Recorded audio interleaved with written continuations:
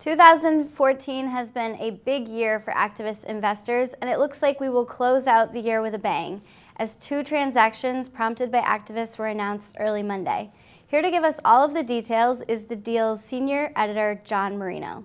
So John, activists have figured prominently into M&A this year. What happened so far this week?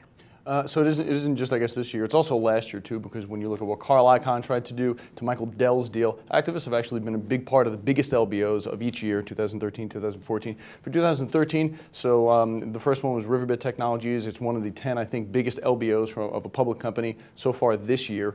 When the company got sold, it did so after being pitched by an activist investor, Elliott Management, for $21 a share earlier this year. They offered them a go shop. The company went out and actually matched that with a private equity firm, Thoma Bravo. They're also paying $21 a share.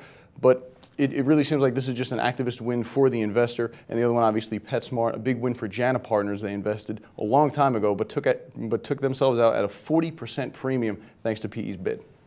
And going forward, what can we expect from activist investors?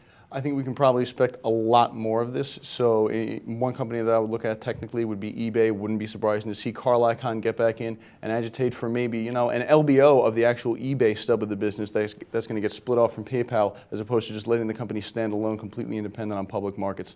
I would expect to see other LBO investors besieged now by activists. So if you're going to see a tech do a big carve-out, maybe, carve-outs are now kind of expected to go out at a little bit of a higher premium.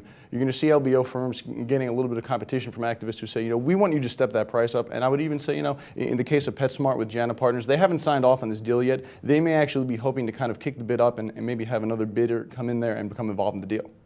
Great, so it sounds like next year will be busy as well. Yep. For The Deal, I'm Jamie Mason speaking with John Marino. Thank you for watching.